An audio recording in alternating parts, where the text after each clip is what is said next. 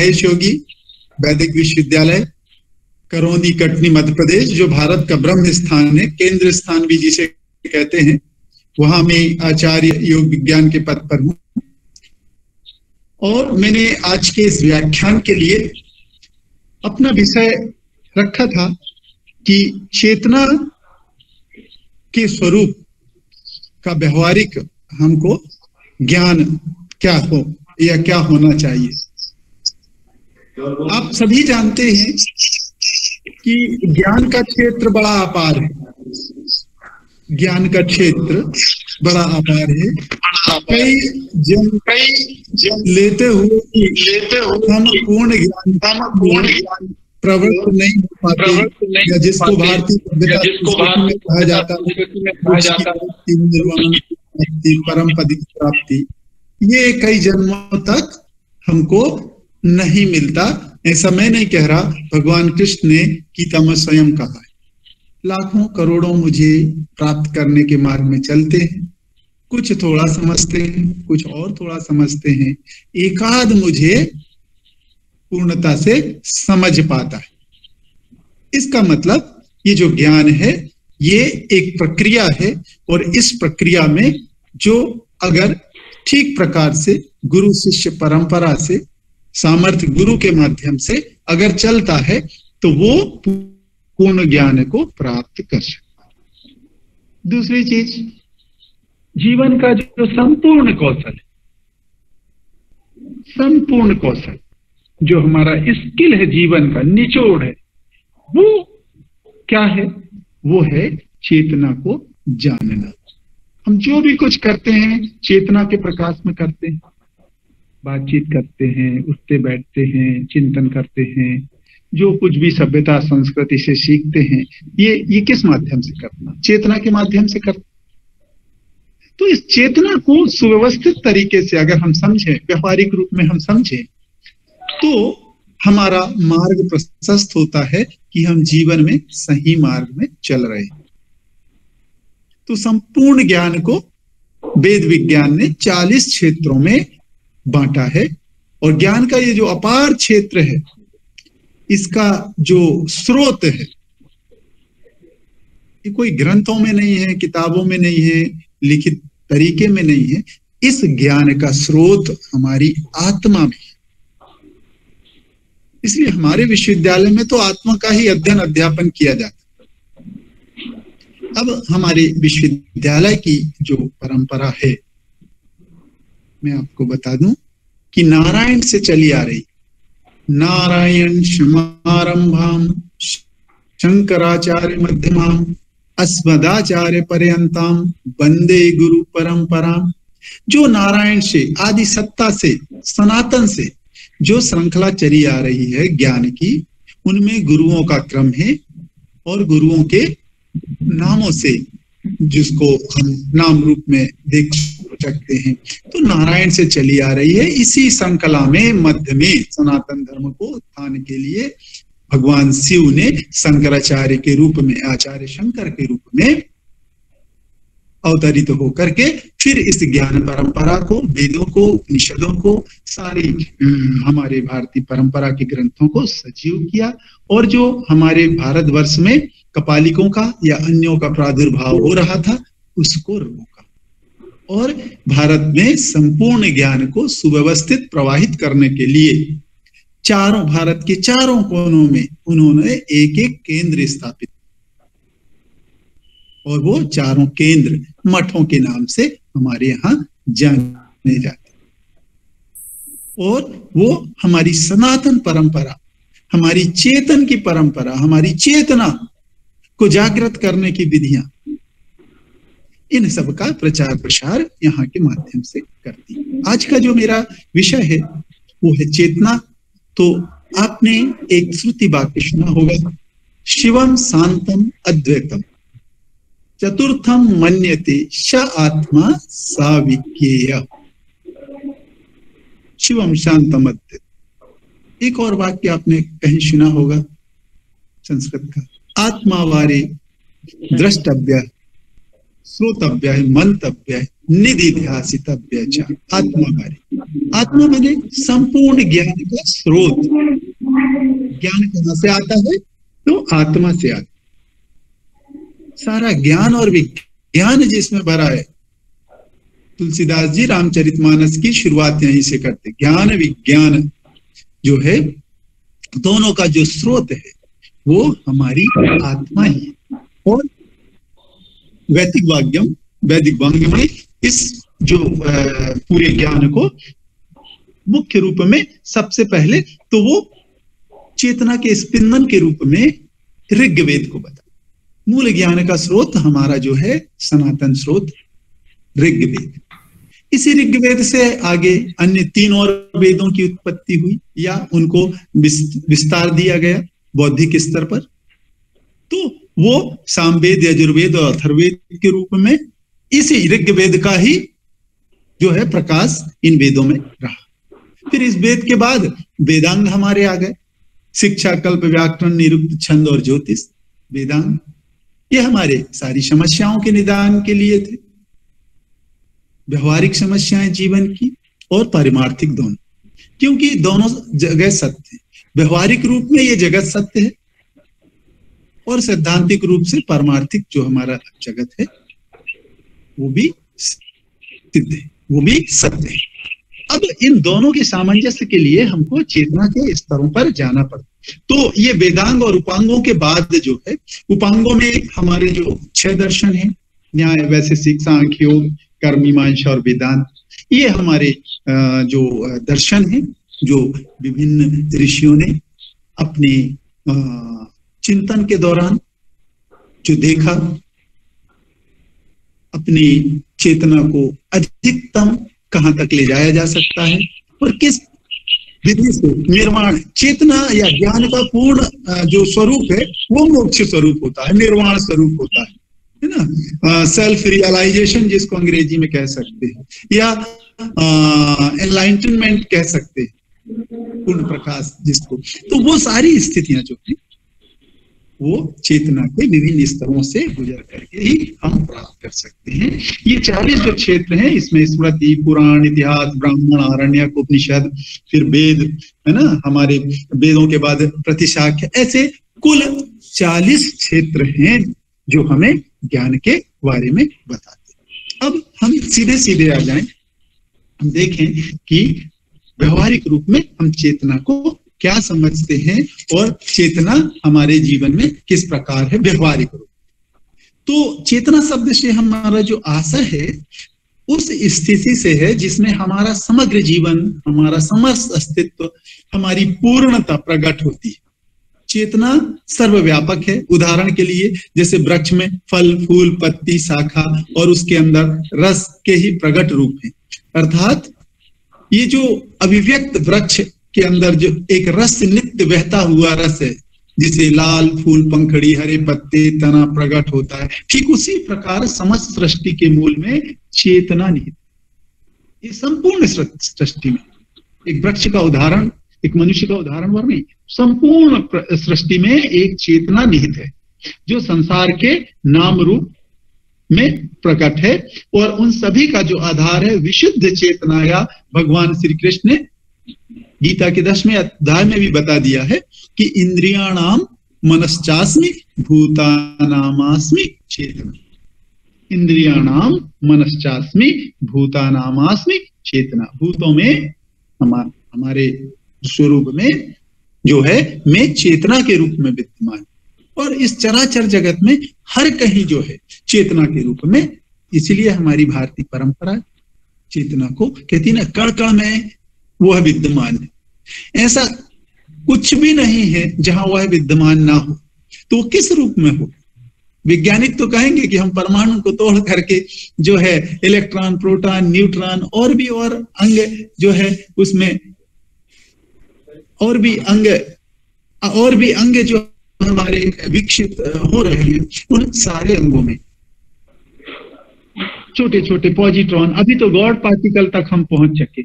तो इससे परे भी क्या कोई अस्तित्व की बात है? तो जो भौतिक अस्तित्व जहां तक जाते हैं, जिसको प्रयोग के माध्यम से संभव है, या किन्हीं किन्हीं माध्यमों से हम जान लेते हैं, गॉड पार्टिकल तक जो हम पहुंचे हैं। इसके अलावा भी कुछ चेतना है क्या? हाँ, चेतना है, और वो है हमारे ब्राह्मी स्वरूप, ब्राह्मी भाव। चेतना के मैं पहले आपको 7 पहले प्रमुख स्तर बता दूं, तो फिर व्यवहारिक रूप से उन्हें समझाने में सहूलियत होगी।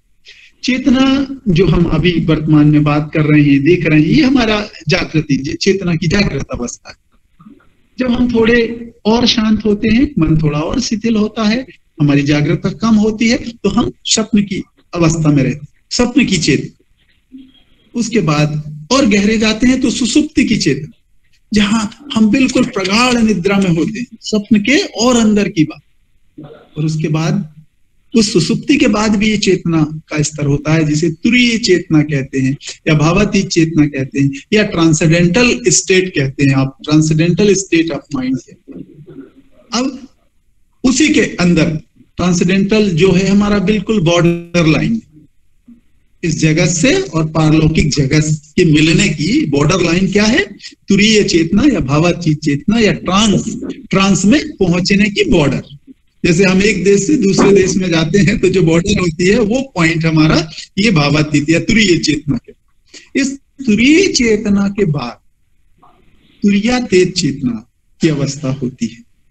तुरीयातीत चेतना के बाद भगवत चेतना, और भगवत चेतना के बाद ब्राह्मी चेतना। ब्राह्मी चेतना वही अवस्था होती है जहां हमारा ऋषि कहता है, हमारा दृष्टा कहता है, अहम ब्रह्मास्मि तत्त्वम् असि, अय आत्मा ब्रह्म। ऐसे जो बड़े बड़े जो ब्रह्म भागों की अनुभूति होती है, वो 7वीं अवस्था होती है चेतना की। तो अब हम देखें थोड़ा पारिभाषिक रूप में कि ये जो चेतना है, ये समस्त क्रियाओं को संचालित करने वाली शुद्ध सत्ता, समस्त क्रियाओं को संचालित करने वाली शुद्ध सत्ता, यह है चेतना। इसे हम चेतना कहते हैं। कोई भी हमारा कार्य सुव्यवस्थित कब होता है? जब चेतना में हम रहते हैं, कॉन्शस होते हैं। अनकॉन्शस में तो हम क्रिया नहीं कर सकते, पर अनकॉन्शस में भी चेतना की एक स्थिति चलती है। हम आगे आएंगे तो उसमें देखेंगे। और ये जो समस्त विश्व ब्रह्मांड को धारण करने वाली विशुद्ध सत्ता, जो संपूर्ण विश्व को, अखिल ब्रह्मांड को धारण करना, वह भी चेतना है। जो भगवान कृष्ण ने कहा तो आसमी चेतना, समस्त सृष्टि का सृजन, पालन, संवर्धन करने वाली विशुद्ध सत्ता, यह भी चेतना ही कहलाती है। The entire universe is the expression of consciousness. ये संपूर्ण विश्व है। इसी प्रकार consciousness is the basic reality of creation, जो सृजन का मूल है। यहां मैं थोड़ा सा और स्पष्ट करने के लिए बताऊंगा कि जो हमारे में इच्छा शक्ति, ज्ञान शक्ति और क्रिया शक्ति, 3 प्रकार की शक्ति है। इच्छा शक्ति, ज्ञान शक्ति और क्रिया शक्ति। ये 3 मूल शक्तियां हैं, इच्छा, ज्ञान और क्रिया। तो ज्ञान कहाँ होता है? आत्मा। ज्ञान का स्रोत क्या है? आत्मा है। आत्मा माने मेरा अस्तित्व। जब मेरा अस्तित्व है, ज्ञान है, तब इच्छा उत्पन्न होती है ना। तो हमारे यहाँ कहते हैं कि इच्छा कैसे उत्पन्न हुई? एको हम बहुश्याम, मैं कौन हूं। ये जब इच्छा जानने की जागृत हुई तो ये पूरी सृष्टि उत्पन्न हो गई कि मैं कौन। तो यही क्रम जीव में भी होता है, हमारे में भी होता है। आत्मा के रूप में हम थोड़ा ज्ञान रखते हैं और उस ज्ञान से हमारे में इच्छा उत्पन्न होती है और इच्छाओं के कारण हम क्रिया करते हैं। तो ये हमारा मूल स्वरूप, ज्ञान शक्ति, इच्छा शक्ति और क्रिया शक्ति, इसी में हम चलते रहते हैं। अब थोड़ा सा व्यवहारिक जगत में देखें। व्यवहारिक जगत में जो जागृत की चेतना है, इंद्रियों के माध्यम से बोध है। आंख, कान, नाक, गले, इन सारी चीजों से हमको जो बोध होता है वो जो है ना भ्रामक है। ये जो परसेप्शन है इनके माध्यम से वो भ्रामक है। जैसे हम ट्रेन में जब यात्रा करते हैं, हमको क्या दिखता है? पेड़ पौधे भागे जा रहे हैं, खेत खलिहान भागे जा रहे हैं, जबकि होता क्या है? भाग हम रहे। इसका मतलब है जो हमारा परसेप्शन है जागृति की चेतना का, वो सही नहीं, वास्तविक नहीं है, वो भ्रम मूलक भी है। व्यवहारिक रूप में तो है, दिखता है आंखों से, बिल्कुल। आप ट्रेन में बैठे हो, आप गति से ट्रेन जा रही, तो आपको कैसे लगेगा? जैसे पेड़ पौधे भाग रहे हैं, और हम देखते उनको समझ भी लेते, लेकिन अंदर हमारे जो बुद्धि विकसित है वो कहती है नहीं नहीं, हमारी ट्रेन भाग रही है, ये तो परसेप्शन है। लेकिन छोटे बच्चे या जिनको ये ज्ञान ही नहीं है, वो तो कहते हैं ये सब भाग रहे हैं। इसी प्रकार सूर्य के साथ होता है। सूर्य को हम देखते हैं, सूर्य तो अपनी जगह स्थिर है, निकलता है सूर्य, और क्या करता है सूर्य? अपनी जगह निकल के बाकी ग्रहों को अपने गुरुत्वाकर्षण बल से अपने परितः घुमाता है, परिभ्रमण करवाता है। अब क्या होता है, इसी दौरान हम पृथ्वी से देखते हैं कि सफेद बादल आ गया। सफेद बादल आ गया तो सूर्य का प्रकाश इतना कम हो गया कि चंद्रमा के जैसे दिखने लगा। वही काला बादल आ गया, सूर्य छुप गया। तो यहां पर हम ये देखते हैं कि सूर्य चंद्र ये कहीं कोई छुप नहीं रहे, वो तो स्थिर है। बस हमारा जो इंद्रिय परसेप्शन है उसकी एक सीमा है, और उसी सीमा में हम इस जगत को देखते हैं। इस कारण से जागृत की जो हमारी जो चेतना है वो उतनी परफेक्ट नहीं है, वो भ्रामक है, इंद्रिय बोध है। अब जब हम इंद्रियों को शांत कर लेते, आंखें बंद, सब सारी इंद्रियां हमारी सोने की स्थिति में आ जाती हैं, हमारी जो स्वप्न की चेतना की अवस्था में हम आते हैं। इस चेतना में क्या होता है, पहले तो शरीर और मन दोनों सक्रिय रहते, पहली चेतना में जागृति। लेकिन स्वप्न की चेतना में मन आंशिक रूप से सक्रिय रहता है, शरीर तो निष्क्रिय हो जाता है क्योंकि हम सो जाते हैं, लेट जाते हैं, और मन जो है हमारा आंशिक रूप से सक्रिय बना रहता है। इसको मनोवैज्ञानिक भाषा में हम कहते हैं अवचेतन, सब कॉन्शियस लेवल ऑफ माइंड। चेतना का जो स्तर है वो सब कॉन्शियस लेवल पे होता है। इसमें हम जो है ये इसका एक उदाहरण आप देखें सबकॉन्शियस माइंड का। हम आपके साथ बैठे हैं, बातचीत कर रहे हैं, अब हमारे पैर में नीचे मच्छर बैठा, और हम बातचीत करते हुए पूरे चेतना के साथ उस पे हाथ गया और हमने उसको बाहर आगे भगा दिया, क्रिया हो गई, लेकिन हम उस क्रिया के प्रति चेतन नहीं, अचेतन। ऐसी बहुत सारी जो क्रियाएं हैं जो हैं जिनमें संवेदनाओं, कल्पनाओं आदि की प्रधानता होती है, भावनात्मक होती है ना, लेकिन हम व्यवहार में उसके प्रति ज्यादा जागृत नहीं रहते। तो ये जो है स्वप्न की चेतना होती है, इसमें मन आंशिक रूप से हमारा गतिशील रहता है। इसमें इस अवस्था में इंद्रिय बोधों का जो परसेप्शन होता है, प्रत्यक्षीकरण होता है, वो कुछ काल्पनिक भी होता है। क्यों? हम लेटे हुए सोच रहे हैं कि मैं वायुयान में बैठ के यात्रा कर रहा हूं, या मैं नदी में तैर रहा हूं, या मैं मित्रों के साथ घूम रहा हूं। तो हमारे इंद्रिय बोध के हिसाब से जो है ये तो सब संभव हो नहीं रहा। तो हम कल्पना लोक में ये सब देख रहे हैं, मन सक्रिय है। कभी कभी ये सत्य भी साबित होता है स्वप्न। क्यों? इसलिए होता है कि जागृत के बाद हम जो गहरी अवस्था में रहते हैं और हमारी जो भावनाएं, जो इच्छाएं रहती हैं, उन्हीं का प्रतिफल स्वप्न होते हैं, तो वो सही भी होते हैं। और भाषा क्या होती है? भाषा उसकी प्राकृतिक होती है। प्राकृतिक दृश्यों के माध्यम से हम उसको परसेप्शन में लाते हैं। जैसे सर्प दिख जाए तो उन्होंने कहा सर्प तो अच्छी चीज नहीं है, लेकिन सिंह दिख जाए, गाय दिख जाए तो कहते हैं अच्छा चीज है, स्वप्न अच्छा है। ऐसे ऐसे हम एक काल्पनिक भाषा को जो है उसको ये जो नेचुरल लैंग्वेज कह सकते हैं, इसके माध्यम से समझने का प्रयास करें। अब इस अवस्था में, स्वप्न की अवस्था में, जब और स्वप्न गहरा हो जाए, हमारा जो मन है और शरीर है दोनों जो है बिल्कुल ही शांत हो जाए और हम बिल्कुल सुसुप्त स्थिति में, शांत स्थिति में हो जाएं, गहरी स्थिति में, वहां पर क्या होता है? वहां पर यह घटित होता है कि हम जो है पूर्ण विश्राम की स्थिति में रहते हैं। पूर्ण विश्राम की स्थिति में रहते हैं। और उस विश्रांति में, पूर्ण विश्राम की जो स्थिति में, हमको कैसे ज्ञान होता है कि हम पूर्ण विश्राम की स्थिति में? मृत्यु और पूर्ण विश्राम की स्थिति दोनों में अंतर है।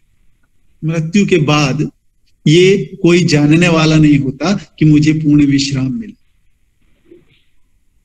लेकिन सुषुप्ति की अवस्था के बाद जब हम जागते हैं तो कहते हैं आज मैं बड़ी गहरी नींद सोया, आज मुझे तो बड़ी शांति का एहसास हुआ। ये कौन एहसास करता? आत्मा एहसास करती। इस स्तर पे हमारा शरीर और मन दोनों शांत हो जाता है। और ये जो शांतता की अवस्था रहती है, सुषुप्ति की अवस्था रहती है, इसमें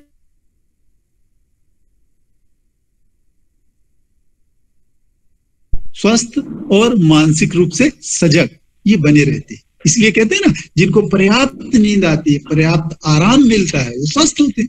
ये व्यवहारिक हमारा प्रयोग है, एप्लीकेशन है। जो खूब स्वप्न देखते हैं वो मानसिक रूप से, मनोवैज्ञानिक रूप से अस्थिर रहते हैं। और जिनको नींद ही नहीं आती, स्वप्न भी नहीं आता, लगातार जागृत रहते हैं, तो उनकी क्या स्थिति होती है, क्या दशा, आप सब जानते हैं। तो सुषुप्ति की अवस्था जो है, इसके बाद जिसमें इंद्रिय बोध शून्य हो जाता है, परसेप्शन जो हमारा प्रत्यक्षीकरण है वो हमारा शून्य हो जाता है, उसको कहते हैं सुषुप्ति की अवस्था। हम अपने मूल में रहते हैं उस स्थिति। इसके बाद जो चेतना की अवस्था आती है और गहरे जब हम जाते हैं तो उसको कहते हैं भावातीत चेतना। इसमें, इस चेतना में क्या होता है, इसमें भावनाएं, हमारी इच्छाएं, क्रियाएं, विचार, ये सब शांत हो जाते हैं। विचार भी उठना बंद हो जाते हैं, इच्छाएं भी उठना बंद हो जाती, हमारी भावनाएं भी उस स्थिति में नहीं रहती है।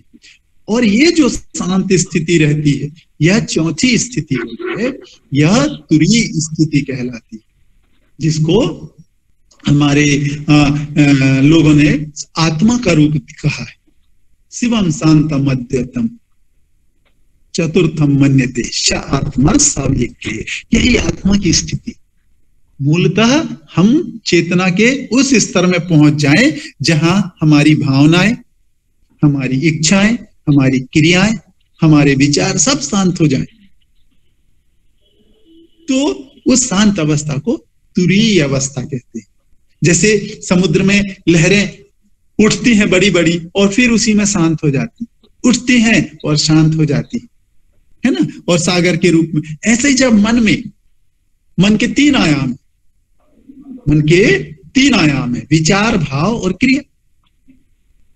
ये विचार, भाव और क्रिया तीनों आयाम जब शांत हो जाते हैं तो हम भी समुद्र के गतिशील होते हुए भी, लहरों उठते हुए जैसे समुद्र शांत गंभीर होता है, ऐसे ही मनुष्य भी अपने आप में शांत और गंभीर की स्थिति में हो जाता।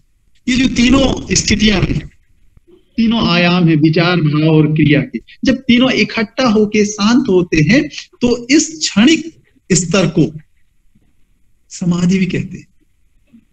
इस क्षणिक स्तर को जो है क्षणिक समाधि कहते हैं। गहरी समाधि नहीं, क्षणिक समाधि कहते हैं। मतलब हम जो जागृत, ये जो व्यवहारिक जगत है, इससे पारमार्थिक जगत की तरफ जाते हैं तो ये बिल्कुल बॉर्डर वाली चेतना है, तुरीय चेतना है, जिसको क्षणिक समाधि कहते हैं।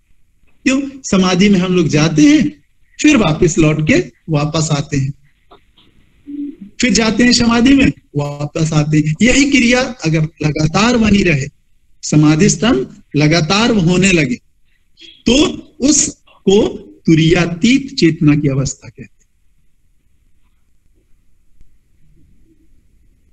तुरीयातीत जो ट्रांसेंडेंटल है, उससे भी आगे की विशुद्ध चेतना की। और ये जो विशुद्ध चेतना है, तुरीयातीत चेतना है, ये चेतना, ये जो जगत की जो क्रियाशीलता है, जो शांत प्रकृति काम कर रही है, अपने नियमों से बंधी हुई, ऐसे ही हम भी उसी नियमों के, प्रकृति के नियमों के अनुरूप हम हो जाते हैं। तो हमारी चिंता, हमारी क्रिया, हमारा ज्ञान, ये सारा प्रकृति द्वारा नियंत्रित होने लगता। हमें कुछ नहीं करना पड़ता, हमारा सारा कुछ सहज होने लगता। रामायण में इसके एप्लीकेशन के बारे में कहा है, जो इच्छा करी हो मन माही, प्रभु प्रताप कछु दुर्लभ नहीं। प्रभु के प्रताप से कुछ भी दुर्लभ नहीं बचता। कब? जब हम तुरीयातीत चेतना की अवस्था में आ जाते, तुरीयातीत चेतना की अवस्था में आ जाते। तो जो भी इच्छा होती है हमारे मन में, अब कोई भी कहीं भी अपने मन में कोई इच्छा कर ले और सोचे पूर्ण हो जाए तो हो सकती, फिर अव्यवस्था मच जाएगी। तो आपके मन में जो भी इच्छा है वो कब पूर्ण होती है? जो इच्छा करी हो मन माही, वो प्रभु की किस अवस्था में? तो ये तुरीयातीत चेतना की अवस्था में जब हम पहुंच जाते हैं तो हम जो भी हमारी जो इच्छाएं होती हैं वो शाश्वत होती हैं, लोक कल्याण के लिए होती है, जन कल्याण के लिए होती है, प्राकृतिक होती है। हम ऐसा कुछ नहीं करते।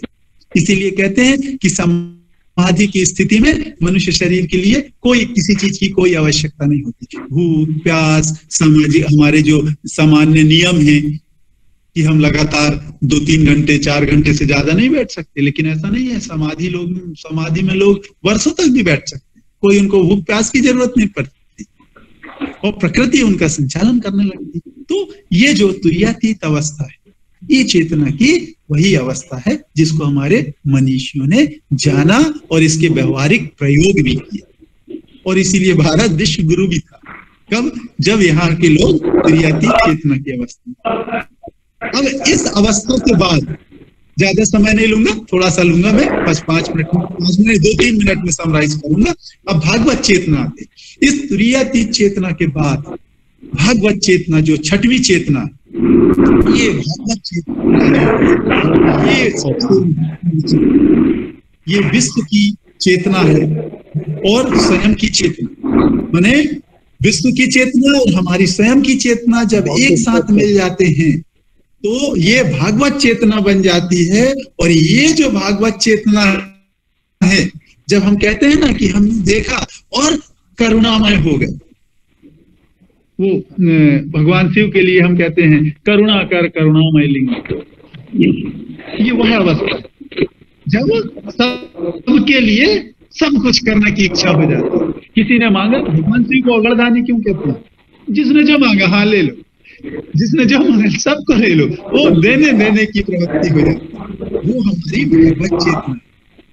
हमारा ईश्वर क्या है? सबको देता है, कोई सीमा है? कोई सीमा नहीं। वायु कितनी है? जितनी मर्जी ले लो। जल कितना है? जितनी मर्जी ले लो। प्रकाश जितनी मर्जी ले लो। तो अनंत ज्ञान, अनंत चेतना की स्थिति जो है वो भागवत चेतना छठवीं चेतना है। और ये जो चेतना की अवस्था है बड़ी व्यवहारिक है। इस स्तर पर पहुंचा हुआ व्यक्ति किसी का दुश्मन नहीं होता, सबका मित्र होता है। भगवान बुद्ध की स्थिति, महावीर की स्थिति और हमारे जो भी आदर्श पुरुष हैं उनकी स्थिति, रामकृष्ण परमहंस, ये परमहंस की स्थिति होती है भागवत चेतना की छठवीं। परमहंस जो है इसी अवस्था में रहते हैं, किसी से कोई कालुष्य नहीं होता, वो प्रकृतिस्थ होते हैं, सबको ज्ञान ज्ञान ज्ञान देते हैं। उनके पास पहुंचने से हम ऊर्जित हो जाते हैं। अब अंतिम जो चेतना है जो महत्वपूर्ण है वो है राम की चेतना। भगवत चेतना के स्तर पर जब जाते हैं और भगवताकार हमारी वृत्ति हो जाती है, हम केवल जगत के हो जाते हैं, हमारा स्व नहीं रह जाता, हमारा स्व में नहीं रह जाता, हम स्व में स्थित हो जाते, अपने स्वराज्य में प्रवेशित हो जाते, विजन में चले जाते। उस स्थिति में जो है हम ये कहने के लिए व्यवहारिक रूप से उस स्थिति में पहुंच जाते हैं, हम ब्रह्मास्मि, मैं ही ब्रह्म, अय आत्मा ब्रह्म, जो मैं आत्मस्वरूप हूं यही ब्रह्म है। ये ब्राह्मी चेतना है।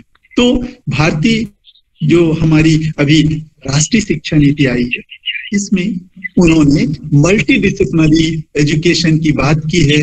पॉइंट नंबर 11 में अगर हमारा विद्यार्थी केवल प्रोफेशन पे बात करता है कि मैं यह ज्ञान अर्जित करके ये नौकरी प्राप्त कर लूंगा, तो उसका पूर्ण विकास नहीं।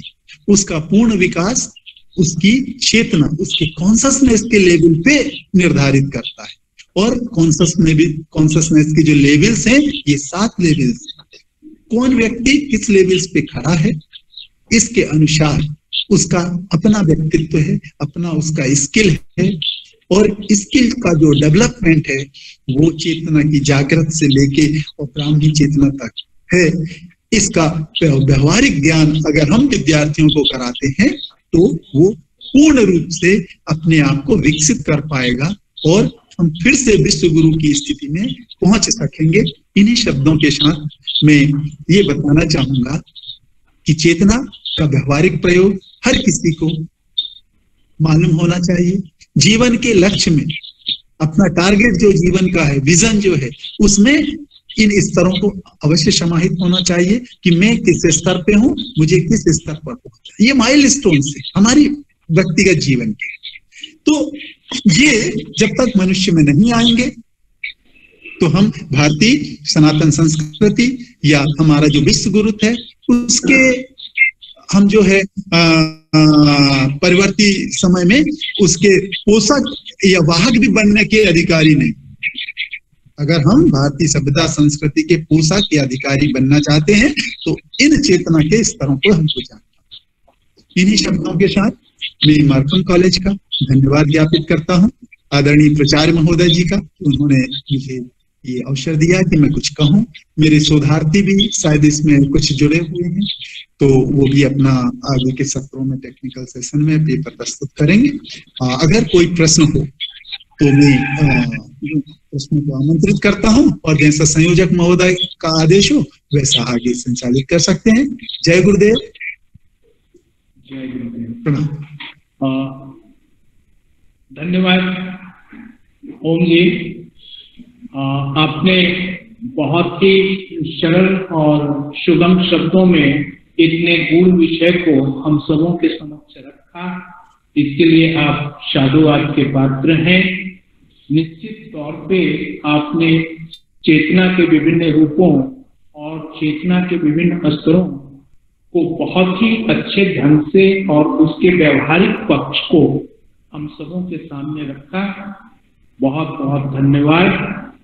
आपने इतना समय दिया और हम सबों को अपने व्याख्यान से लाभान्वित किया। पुनः एक बार मैं आपको हार्दिक धन्यवाद देता हूँ। धन्यवाद। जय जय।